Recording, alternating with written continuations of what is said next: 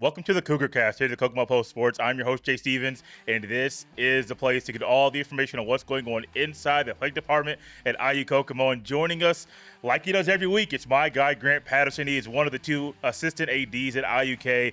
And you've been a busy man, Grant. Glad to have you back here. Yeah, busy man. Been doing stuff that I guess I should know it's a part of my role, and I thoroughly enjoy it, but it's been a busy time recently. Just got off the road with baseball to Louisiana, come back, and basketball's on the road with Oakland City.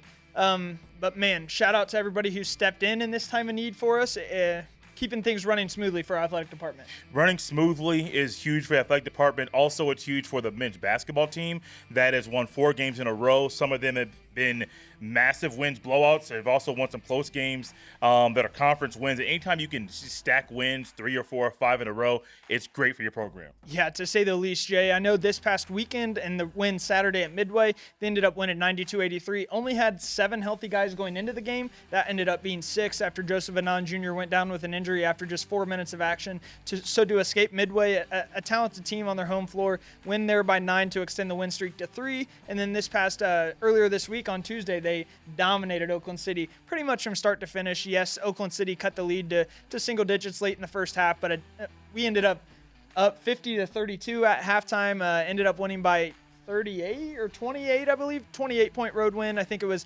83-55. So dominant win there to make it 4 straight for the men's basketball program. Just 3 games remaining in the regular season, Jay, and we have sole possession of second place in the River States Conference West. So it does look like we will host next week, or 2 weeks from this week, with the opening round of the River States Conference Tournament. Hopefully there are some upsets in the opening round or first 2 rounds, and we're able to host even longer into that tournament and have some home court advantage. But even though they only had 7 players, Kedrick Anderson returned from injury Tuesday and was able to give them some minutes off the bench, even if that was just to get some guys a quick rest.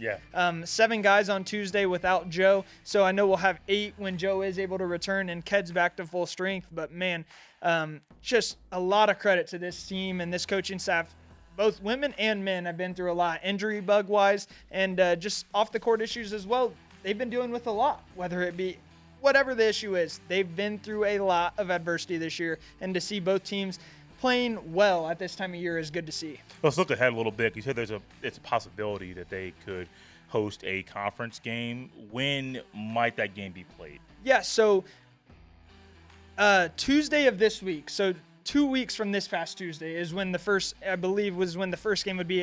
It would either be a week and a half on that Tuesday or Wednesday. I'm not sure of dates. I know the 14th is Valentine's Day this Friday, so I believe it would be the 25th that Tuesday or the 26th that Wednesday would be the first game we would host in the conference tournament here on the campus of IU Kokomo at the Student Activities and Events Center. And really, the women are still fighting for a chance to get in and play a road game in the opening round. Yeah.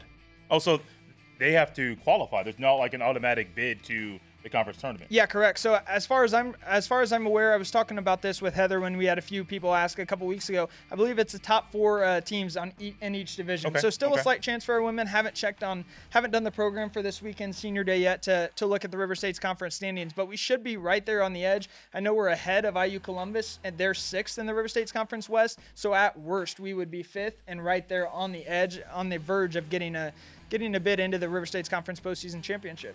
Senior Day, you mentioned that celebration, big day there at IUK. I also believe, I think I saw that's Alumni Day. Yeah, so it's a massive day, Jay. Wrapping in a couple celebrations all in one. What all goes into Alumni Day and Senior Day as well? I'll add even one more for you, Jay. It's going to be our biggest athletic sponsor, Meg Massey of American Family Insurance in Kokomo. It's also the day that she has chose to use as her sponsor day. Yeah. So she'll be set up in the lobby as well. We don't have as much to do athletic-wise with the Alumni Day. That is more so done by Alumni Relations and Ben Leakty on the other side of campus. His work with his boss, Crystal Jones, and advancement, they handle that.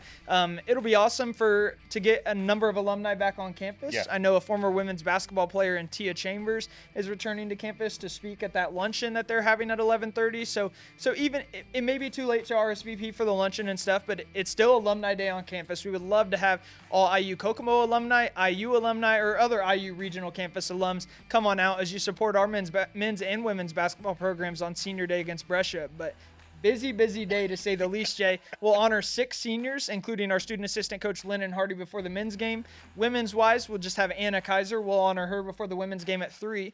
But at halftime of the men's game, Chancellor Dr. Mark Canada of IU Kokomo, he'll be speaking for the first 90 minutes, just addressing 90 seconds of halftime. 90 minutes, that's a long speech. 90 minutes is a whole game. But he'll be addressing the crowd for the first 90 seconds of halftime. Then he'll pass the mic to Meg Massey, our biggest athletic sponsor, and she'll address the crowd and just tell her what she does for the city of Kokomo and our athletic department. And then, besides all of that stuff, it's just a normal home basketball game. So to say Alexa and I's plate is full as well as Heather's, that's an understatement. You guys might need to put beds in your offices so at the end of the day you don't have to go home or go out to the any local bar. Just go out there and just pass out. Yeah, thank goodness I have some plans with family I'm looking forward to Saturday night. So I'm a guy who loves to look ahead and give me something to look forward to. Not that I don't greatly enjoy my job, but when it's something so stressful like that, I'm a big believer in having something to look forward to. Since we're on the subject of celebrations, let's look back to the women's tennis team. We didn't touch on this recently. Shame on us for forgetting the women 100%. as talented as they are. They opened up their season with a win over Shawnee State. Yeah, dominant win over Shawnee State.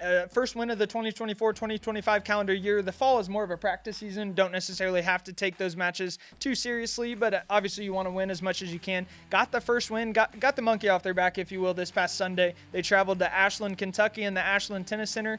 I'm pretty sure Ashland is fairly close to Shawnee State. Shawnee State is in Ohio, but Kentucky meets with Ohio over on that part of the state. So essentially a road match last Sunday afternoon, and man, they took care of business to say the least. I believe only 2 different points dropped a set all along. In doubles play, we took the point easily, won the doubles point 1-0 with just 4 games dropped between the 3 doubles courts. And the biggest thing I want to touch on is what senior captain Riley Heiser has been through and what she was able to return from. She suffered a devastating ACL tear last summer. Wow. I believe it was playing tennis, not 100% sure.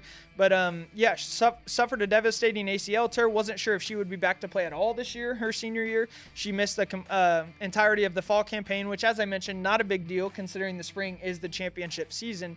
But, yeah, Shawnee State's also a River State's conference foe, and Riley Heiser returned to play. She played number 1 doubles with Ava Allen. They won 6-2. She won 7-5, 6-3 in her singles match at number 2 singles. So massive shout out to Riley Heiser. She's been a key cog in our lineup for really as long as I've been a part of the IU Kokomo athletic department. So that was awesome to see her return from such an injury that a lot of people don't return from at the same level that they were before, if you know what I mean, Jay. So great to see that. And just a massive shout out to Coach Miller and Coach Andrea Saylor.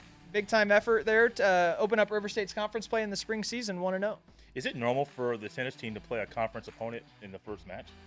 The past few years, we have seemed to play a conference opponent early on. There's in the spring is a tough season weather-wise. So we'll play 4 or 5 matches indoors. I know we're back at Rose-Hulman this Sunday. An NCAA Division III opponent will compete there at the Terre Haute Pickleball and Tennis Center this Sunday. Next Wednesday, we'll host St. Francis, I believe. That is the 19th at the Howard County Indoor Tennis Center. We'll be back at the Howard County Indoor Tennis Center on the 26th to battle Anderson University. So yeah, it's not uncommon to say, but it is definitely weird because even though they had a season, it's been 3 months since they've competed in that. But I know Kennedy Perrin is one of those student athletes that had participated in plenty of match play.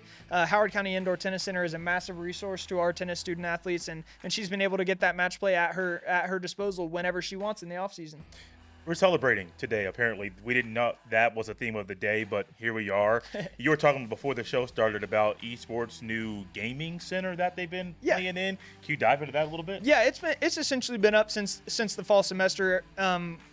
We haven't done the greatest job of talking about esports. Esports is a difficult sport to cover for someone who is very new to the world of esports. Yes. And I've told Nick this multiple times. I can do a better job. And we're going to do that this spring. We talked before we went live that you guys are going to get out and do a game of the week. I think that'll be awesome with the talent that Brady Ditfield, the producer, has here behind the camera. I'm interested to see what he can do. Interested to see what these kids have to say about strategy when you interview them, Jay, as well as the coaching staff. But man, what a facility they have in the Kelly Student Center on the campus of IU Kokomo. A new wing of campus. The Multicultural Center is up there in that wing. I think CAPS, our mental health student resources, is up in that wing, but a beautiful facility with a state-of-the-art practice area. And then there's a line of computers where they actually that's the spot where they compete. So there's multiple what would I call it? Monitors, I guess. Monitors is the term where they practice, and those are more tightly packed. And then there is just a nice table set up with about 6 or however the maximum number of competitors for teammates required to be in each game. It's impressive. And the monitors are facing this way. In front of you is a bit of a viewing area. It is very impressive. It's hard to explain as someone, as I mentioned, not very into esports, but I've definitely been growing the broadcasts that they put together. You can follow them on Twitch, on YouTube. I enjoy watching gamers on YouTube or on Twitch and YouTube, and I'm not even a gamer. I was just scrolling through social media a couple weeks ago. I think it was their first regular season match, may have been a developmental match just for placement. And I tuned in and I was uber impressed. I was showing you guys that the switches that they have to go from screen to screen for the stream. It is uber impressive, and I'm so excited for what they can do with this. Multiple student workers doing the broadcasts and graphics. So the sky's the limit for this esports team that has already brought home multiple conference championships, and we're just about to complete year 2 of the program. Grant, let's go ahead and keep the vibes high. I was looking through things either on Twitter or Instagram, one of the two, and I saw a couple familiar faces and names to the track and field team that once again are being recognized by the River States Conference for their performances over the weekend. Sydney Duncan and Gabe Wedmore knocked it out of the park again. Yeah, Sydney Duncan, Gabe Wedmore, and we didn't stop there. We had Noah Harris, the men's basketball offensive player of the week as well. So forgot about that in the men's basketball piece. But yeah, shout out to those 3. Sydney has continued her reign. I think she may have only gone 1 week where she didn't win indoor women's field athlete of the week. She should have gone every week. She's number 1 in the nation in shot put, number 10 in the nation in weight throw.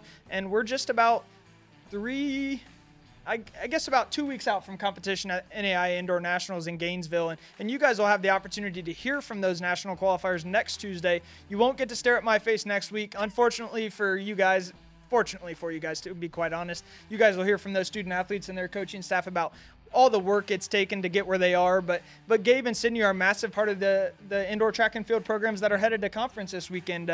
As I mentioned, or haven't mentioned yet, but just got them on the bus to head to Marietta, Ohio and Marietta College, where they'll be competing in the River States Conference Indoor Championships. Really a chance for the women's team to compete for a title. Point Park has been a perennial power that has won that conference title for many years in a row. It'll be, I think, between them, Rio Grande for the women's title. I think men have a chance as well. Utmost faith and belief in this coaching staff and these student athletes to perform at the highest level when it matters the most, to say the least. Last but not least, the reason why I mentioned that you were away for a little bit at the beginning of the show was because of what we're about to talk about, the baseball team. They went down south, and I believe this is one of the rare trips where they played 4 different teams while also being away. I think most times they go away maybe 2 and 2, 2 games one day, 2 games another against those same opponent on that day.